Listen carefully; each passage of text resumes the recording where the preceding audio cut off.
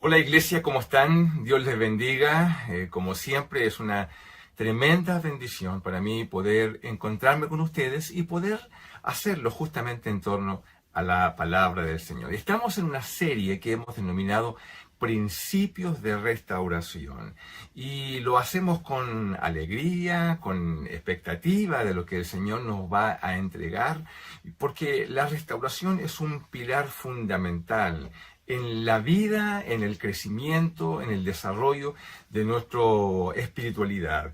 Y siendo tan fundamental, tiene no solamente implicancias desde el punto de vista personal, sino que también tiene implicancias desde el punto de vista colectivo. En otras palabras, cuando tú y yo sanamos, cuando tú y yo experimentamos la restauración, cuando tú y yo estamos en un camino, en un proceso donde nuestra vida va enfrentando distintos ámbitos que requieren ser sanados, cuando tú y yo hacemos eso, eso también tiene implicancias en el entorno en el cual tú y yo nos movemos. Esto significa, es muy importante, porque tiene implicancias desde el punto de vista matrimonial, tiene implicancias desde el punto de vista familiar, tiene implicancias en las relaciones con nuestros hijos. En otras palabras, cuando tú comienzas a vivir y a experimentar la restauración, esto no solamente va a traer beneficio para tu vida, lo cual ya es una tremenda bendición, sino que va a tener implicancias desde el punto de vista de todas tus relaciones. Y tu contexto va a comenzar a ser sanado. Yo creo que ya con esto, yo digo, Señor, yo quiero experimentar la restauración, porque tiene tremendo impacto. Ahora, esto que es cierto, como decía, en este contexto, también lo es, por cierto, en el contexto de lo que llamamos la comunión de la iglesia. Cuando una persona que participa en una comunidad de fe, está herida, con historias pasadas, con deudas no saldadas. Esto tiene implicancias, lo vemos todo el tiempo, porque se manifiestan justamente esas heridas allí donde hay relaciones que no logran resolverse por distintas situaciones. Y entonces cuando experimentamos esta restauración, esto va a tener, por cierto, un impacto en la salud de la iglesia. Y si tú y yo somos parte de comunidades de fe, de iglesias, donde nos convocamos distintos tipos de personas, yo creo que tú y yo lo que deseamos es, si vamos a participar en un grupo de personas, yo quiero participar y quiero disfrutar esa relación. Relaciones significativas, amorosas, donde podamos sostenernos mutuamente, donde podamos bendecirnos y contenernos en distintas situaciones. Pero también van a haber momentos difíciles, momentos donde tendremos que ponernos de acuerdo en cosas complejas, difíciles. Y bueno, es mejor hacerlo sanado, ¿cierto que sí? Pues bien, hoy día quiero invitarles a dar un giro en esta reflexión que hemos estado haciendo sobre la restauración. ¿Y por qué? Porque quiero llevarlos a las consecuencias prácticas de la vida de la iglesia. Porque tú y yo, como señalaba, somos partes de comunidades de fe, y yo creo que tú y yo lo que queremos es justamente que nuestras iglesias sean iglesias sanas, ¿cierto que sí? Pues bien, para ello entonces me ha parecido bien en oración llevarlos al origen, es decir, vayamos ahí donde la iglesia comenzó, porque cuando queremos conocer cómo son las iglesias, cuál es la lógica, ¿no?, que hay detrás de ellas, no tenemos que ir a mirar nuestras comunidades de fe necesariamente, tenemos que ir al origen, tenemos que ir a la palabra del Señor, porque ahí encontramos la fuente, cómo se dieron las relaciones, cómo se fue construyendo ya la iglesia del Señor, para poder aprender cómo fue que estos creyentes, hombres sin ninguna experiencia en vida de iglesia, nos legaron hasta el día de hoy una iglesia maravillosa, que la Biblia dice que ni siquiera las puertas del Hades prevalecerán contra ella. Así que veamos con expectación lo que Dios nos quiere mostrar en este sentido, y vamos a encontrar qué cosa, que la restauración fue el principio, el pilar fundamental sobre el cual se construyó esto que llamamos tuyo iglesia, ¿ya? Por tanto, no podemos escapar de este principio maravilloso que permite sanar relaciones, permite construir comunidades saludables que tanto necesitamos en este tiempo. Pues bien, he llamado a este mensaje así: restaurándonos para la comunión.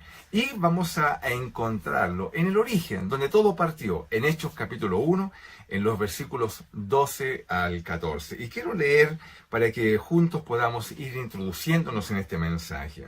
El versículo 12 está en un contexto. ¿Cuál es el contexto? El contexto de que Jesús ya había muerto y también había resucitado. Muchos de los discípulos y muchas personas lo habían visto resucitado y lo vieron ascender al cielo, pero eso no significaba que ellos estuvieran viviendo momentos difíciles, porque todo el contexto en el cual ellos habían estado ministrando junto con el Señor cambió abruptamente con la partida del Señor. Entonces los discípulos están juntos, reunidos, atendiendo justamente a la indicación del Señor: no se muevan de Jerusalén hasta que sean investidos con el poder de lo alto. Y los discípulos estaban todos reunidos. Y quiero llevarte a ese momento cuando una comunión de personas, una comunidad de personas están reunidas en lo que comenzó a llamarse posteriormente una asamblea de personas, que es el significado de la palabra iglesia. Dice el versículo 12: entonces volvieron a Jerusalén desde el monte que se llama el Olivar, el cual está cerca de Jerusalén, camino de un día de reposo. Y dice: y entrados, subieron al aposento alto donde moraban, y escucha bien, mira, ¿quiénes estaban ahí en esta comunión de personas? Estaban, dice, Pedro y Jacobo, estaba Juan, Andrés, Felipe, Tomás, Bartolomé, estaba Mateo, Jacobo, hijo de Alfeo, Simón el Celote, y Judas, el hermano de Jacobo. ¿Cierto? Son los discípulos. Pero además, el versículo 14 dice: todos estos perseveraban unánimes en oración y ruego, y además se sumaba a este grupo, dice, las mujeres, y con María, la madre de Jesús, y con sus hermanos. Aquí hay un conjunto de personas, y a través de esta singular reunión de personas, atendiendo a la indicación de Jesús, estando juntos, reunidos, la Biblia dice posteriormente que este número ascendió y llegó a cerca de 120 personas. 120 personas ya es un número en promedio mayor quizás que muchas iglesias que hoy se reúnen, donde este promedio ya era bastante alto. Y cuando hay personas que se reúnen, bueno, por cierto, hay distintas voluntades, distintos conceptos de la vida, distintas maneras de entender los procesos, incluso espirituales. Bueno, es una comunidad de personas. Pues bien, si nosotros queremos restaurarnos en la comunión, que es el título de este mensaje, lo que tenemos que hacer esto se hace a través del testimonio de permanecer juntos. Mira, el versículo 2 y 13 que acabo de leer nos muestra que todas estas personas que estaban acá estaban lejos, pero lejos de ser un grupo homogéneo. Eso es lo primero, ¿ya? No nos confundamos con esto, ¿ya? No solo habían personas de distinto oficio, ya los discípulos encontramos pescadores, servidores públicos, incluso un ex guerrillero, sino que también habían personas con diferentes caracteres, con distintas personalidades, gente expansiva, gente reflexiva, gente explosiva, habían de todo en este grupo, ¿eh? Era como una iglesia más, ¿no? Bueno, durante el tiempo en que ellos caminaron juntos, por ejemplo, los discípulos, ellos también tuvieron varios problemas interpersonales. La Biblia no oculta esta realidad, y eso es lo lindo de la Biblia, ¿no? Que no nos maquilla, ya no hace un efecto cosmético sobre la vida de los discípulos para mostrarnos una perfección. No, la Biblia no muestra eso, lo muestra tal como son, ¿ya? Y lo que vemos ahí son fricciones en el tiempo en el cual ellos estaban juntos con Jesús.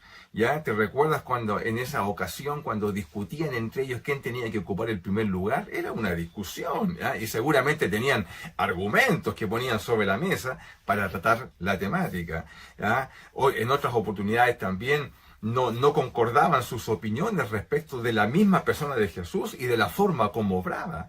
Varios de ellos en alguna oportunidad interpelaron a Jesús respecto de lo que el Señor decía que tenía que hacer. En fin, era un grupo de personas. Ellos tenían motivos para separarse. Tenían muchos motivos, ya con los que acabo de señalar que la Biblia registra, y quizás cuántos otros más vivieron en el solo hecho de estar juntos durante 3 años y viajar, etcétera. Yo estoy seguro, pero segurísimo, que tuvieron muchos motivos para separarse, ¿ya? Pero no lo hicieron. ¿Por qué? Se pregunta uno. ¿Por qué? Bueno, la respuesta es simple, porque si aquí en este versículo que acabamos de leer los encontramos a todos ellos juntos, después de haber vivido tantas experiencias, ¿cierto? Que incluso la misma muerte del Señor y todo lo que se lee y todas las distintas maneras como ellos enfrentaron la resurrección de Jesús, ¿te recuerdas el caso de Tomás? Es decir, tenían motivos para molestarse entre ellos, y yo estoy seguro que por cierto que se molestaron entre ellos, pero aquí los encontramos juntos. ¿Qué fue lo que pasó? La respuesta es simple: se restauraron. Se restauraron. El tiempo que transcurrió entre la partida del Señor y la venida del Espíritu Santo, que es el tiempo que estamos leyendo, y los vemos juntos, unánimes, en oración y en ruego, es una señal de que en la iglesia es especialmente importante la restauración.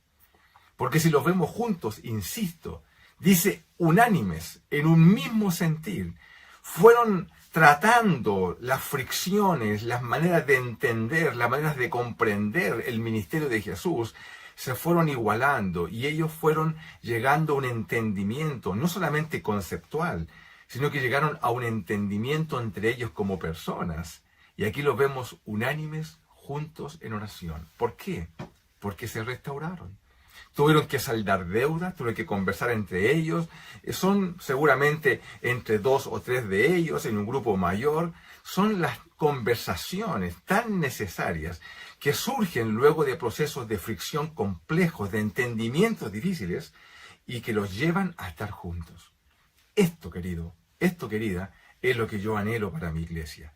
Es decir, anhelo con todo mi corazón de que cuando por distintas razones vivimos situaciones difíciles, que no se terminen con la división, que no terminen con una separación, donde cada grupo siente que tiene la razón, aún más lo espiritualizan, y que lo que hacen, forman nuevas congregaciones, y así comienzan a crecer y a multiplicarse diferentes comunidades de fe, donde por cierto cada una de ellas cree que tiene la verdad absoluta respecto de un punto. Los que salen miran a los que quedan como que son los malos, y los que quedan miran a los que salen como que son también los malos. En fin, es una situación muy difícil, pero aquí quiero que encontramos un grupo de personas unánimes, orando, luego de haber vivido tiempos difíciles. Y esto tiene una sola explicación: ellos se restauraron, conversaron. Iglesia, tú que estás escuchando, piensa en esto, la importancia de que nuestras deudas colectivas como iglesia sean saldadas para poder mantenernos en lo que es la razón de ser hija e hijo del Señor. Permanecer unánimes para que el mundo crea que lo que decimos creer nosotros, ¿cierto?, ellos también puedan ver que es verdadero. Y no va a ser por la capacidad de oratoria y de nuestro ejercicio intelectual que lo vamos a mostrar. Va a ser porque el mundo va a ver que los hijas e hijos de Dios son capaces de estar juntos, aun cuando tienen opiniones diferentes respecto de un punto, porque son capaces de restaurarse a la luz de qué cosa, del Evangelio del Señor. Amén. Mira qué interesante. Pero este texto nos dice algo más. Mire, tenemos que escarbar para descubrir riquezas en todo esto. El versículo 14 dice que todos estos perseveraban unánimes, ya decíamos, en oración y en ruego, y dice ahí con las mujeres. Mire qué interesante esto. ¿Por qué? Porque si vamos a comenzar a restaurarnos en nuestra comunión, tenemos que pedir perdón también cuando no nos creemos entre nosotros. Lo digo de nuevo, tenemos que comenzar a pensar, ¿cierto?, en restaurarnos, porque muchas veces nosotros no nos creemos entre nosotros. Entre el grupo de personas que estaban reunidas allí habían mujeres. Nos puede parecer de perogrullo, ¿cierto?, este dato, pero la Biblia no entrega jamás algo que sea ¿cierto?, de relleno. Si está ahí es por algo. Claro, dentro de ellas, dentro de estas mujeres, aquí el texto nos dice, ¿cierto?, que estaban algunas de ellas, bueno, estaban aquellas que habían ido la mañana del día domingo, que conocemos como el domingo de resurrección, habían ido al sepulcro y fueron las primeras testigos de la resurrección del Señor. Entre ellas, la Biblia nos menciona algunas de ellas, estaba María Magdalena, ¿cierto? Estaba María, la madre de Jacob, Juana, Salomé, etc. El texto que nos da esta indicación lo encontramos en el libro de Marcos, en el capítulo 16, en el versículo 1 y 2, dice que cuando pasó el día de reposo, María Magdalena, María la madre de Jacob y Salomé compraron especias aromáticas para ir a ungirle. ¿Ya? Y muy de mañana, el primer día de la semana, vinieron al sepulcro ya salido el sol. Son mujeres. Estas mujeres fueron ese día a aplicar, ¿cierto?, el ungimiento sobre el cuerpo de Jesús. Pero la Biblia dice que cuando María Magdalena, que fue una de ellas, ella cuenta, va al encuentro con los discípulos para contarle qué fue lo que ella vio. La Biblia dice lo siguiente, en el mismo capítulo 16 de Marcos, en el versículo 9 dice así, dice, habiendo pues resucitado Jesús, por la mañana, el primer día de la semana, apareció primeramente a María Magdalena, a quien había echado ciertos 7 demonios. Yendo ella, escucha bien, yendo ella, lo hizo saber a los que habían estado con él, que estaban tristes, los discípulos, y estaban llorando. Ellos, cuando oyeron que vivía, cuando escucharon el testimonio de María Magdalena, y que había sido visto por ella, la Biblia dice, no le creyeron. No le creyeron.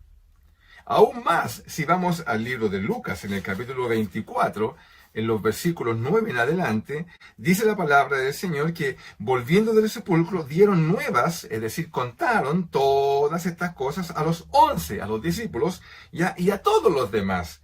Eran María Magdalena y Juana y María, madre de Jacob, y las demás con ellas, quienes dijeron estas cosas a los apóstoles. Y mira lo que dice el versículo 11. Dice, mas a ellos les pareció qué cosa, locura las palabras de ellas, y no las creían. Las tuvieron por locas.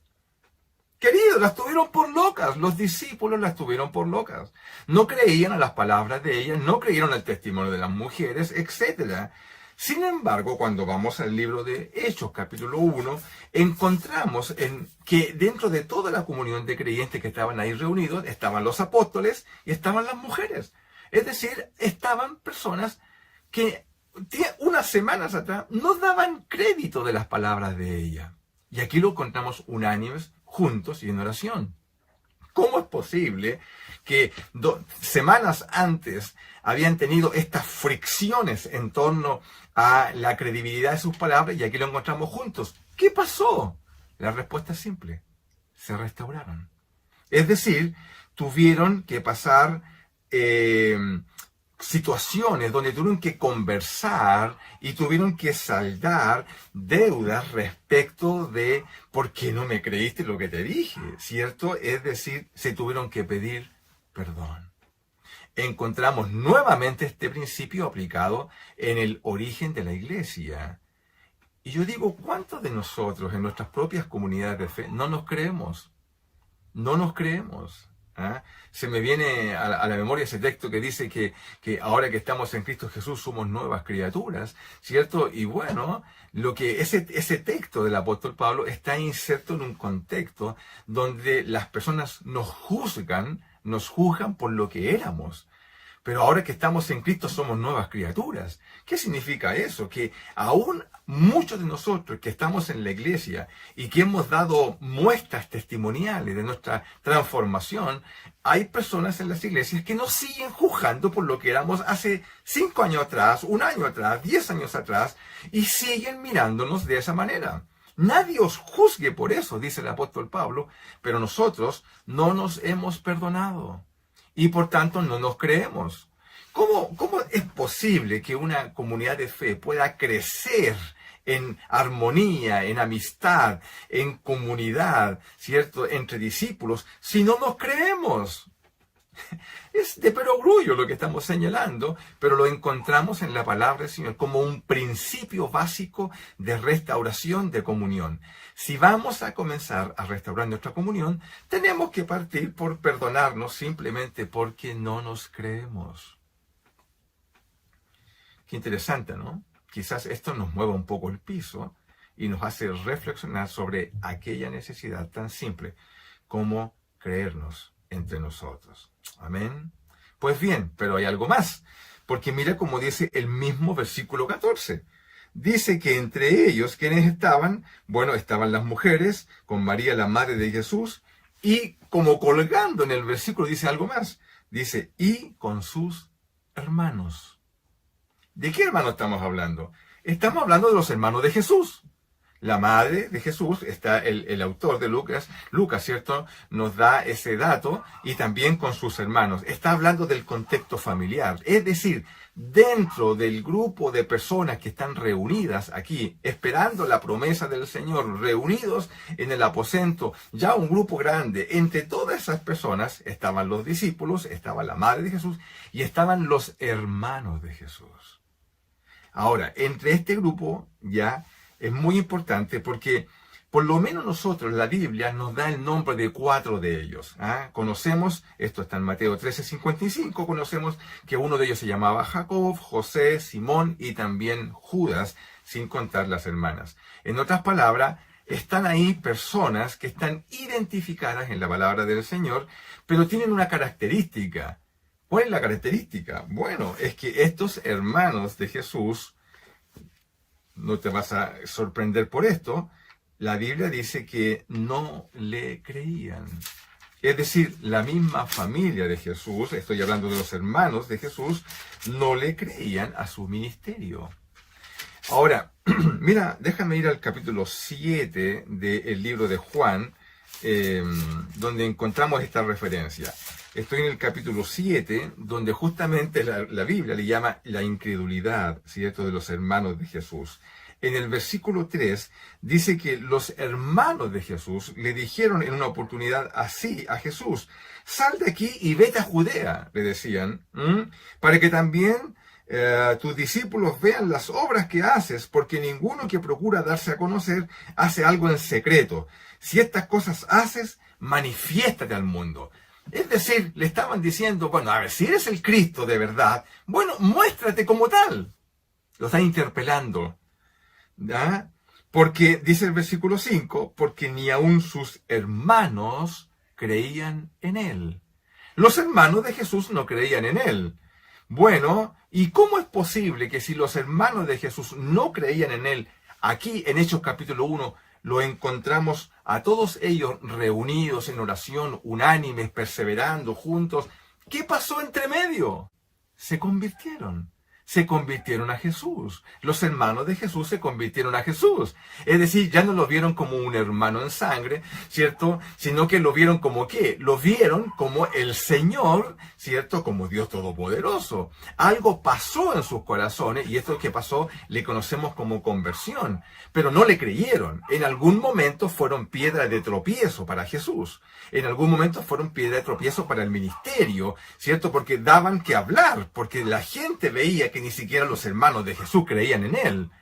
Bueno, y aquí los encontramos a todos juntos, y yo me pregunto, ¿y qué pasó entre medio?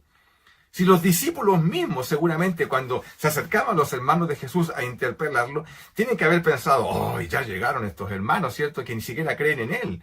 Y aquí los encontramos a todos juntos. ¿Qué pasó? Se restauraron.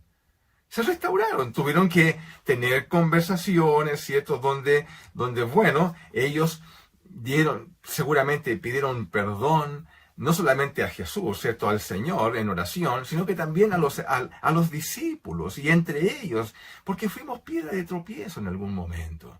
Y hubo que restaurarlos, y hubo que incorporarlos a la comunión de la iglesia como un hecho de bendición, que da cuenta de que siempre es posible restaurar cuando hay la voluntad de hacerlo. Y aquí lo encontramos juntos. Entonces, si queremos restaurarnos en la comunión, lo primero que debemos hacer, bueno, es dar testimonio a través de permanecer juntos, ¿cierto? como dicen, como lo encontramos acá. Lo segundo es perdonarnos justamente por la incredulidad, cuando no nos creemos unos a otros. Y lo que hemos visto también ahora es perdonarnos porque si alguna vez fuimos piedra de tropiezo. Seguramente dentro de la iglesia hay personas que alguna vez, ¿cierto?, hemos sido piedra de tropiezo. Por cierto, yo también. Y hoy día lo veo en retrospectiva y digo, Señor, ¿cómo hice tal cosa? Pero hoy día me quiero restaurar y quiero ser parte de la comunión, y a lo menos lo que esperaría es que aquellos que me vieron cometer estas torpezas de comunión, que me perdonen. Que me perdonen. Y no solamente eso, sino que también me perdonen por haber sido causa de tropiezo. No solamente ya que ahora me vuelvan a creer, ¿cierto? Porque también, como decía el primer punto de este mensaje, que yo dé testimonio, por cierto, de mi propia restauración. Amén. ¿Cuánto aprendemos de restauración en la palabra del Señor? Pues bien, incorporar principios de restauración, vivirlos y practicarlos será fundamental para nuestra sanidad emocional y espiritual. Si esto aplica a la vida individual, así también aplica para la vida colectiva, es decir, en lo que conocemos como la comunidad de la iglesia. En este caso se observa en qué cosa, en el testimonio de permanecer juntos, aun cuando tenían tantas cosas, ¿ciertos?, para estar separados. Sin embargo, permanecían juntos en la resolución de saldar deudas pasadas, históricas, antiguas, que, por cierto, nos dan todos los argumentos para estar separados, friccionados, ¿cierto?, divididos, y seguir nutriendo de iglesias divididas este mundo. Pero no es la voluntad del Señor. Ya, esto es importantísimo como principio de restauración, con implicancias particulares en la vida colectiva, en la vida de la iglesia. Bueno, ¿cuál será tu caso? ¿Cómo será el tuyo? ¿Cómo te sientes dentro de la comunión de la iglesia? ¿Eres de aquellos que juzgaste la particular manera de cómo actuó tu hermana, tu hermano? ¿Ya no le crees nada, aun cuando da testimonio hoy de restauración? ¿Te sigues manteniendo en un juicio histórico de algo que ya debe ser saldado de alguna manera? ¿Eres de aquellos que fuiste tú mismo causa de tropiezo y fuiste recibido con misericordia en la comunión de la iglesia, y hoy día juzgas a otro que es causa de tropiezo y que busca su propia restauración? Iglesia del Señor, aprendamos estos principios para que sanemos nuestros vínculos y nuestra iglesia sea una iglesia saludable, una iglesia sana. Oramos. Padre, gracias por este tiempo. Bendecimos tu palabra, Señor, que nos habla tan claramente. Ayúdanos a incorporar estos principios para que nuestra iglesia pueda ser sana, así como también nosotros en lo personal podamos ser sanos. Gracias, Señor. Oramos en el nombre de Jesús. Amén. Iglesia, que tengas un muy, muy y hermoso y bendecido día. Bendiciones.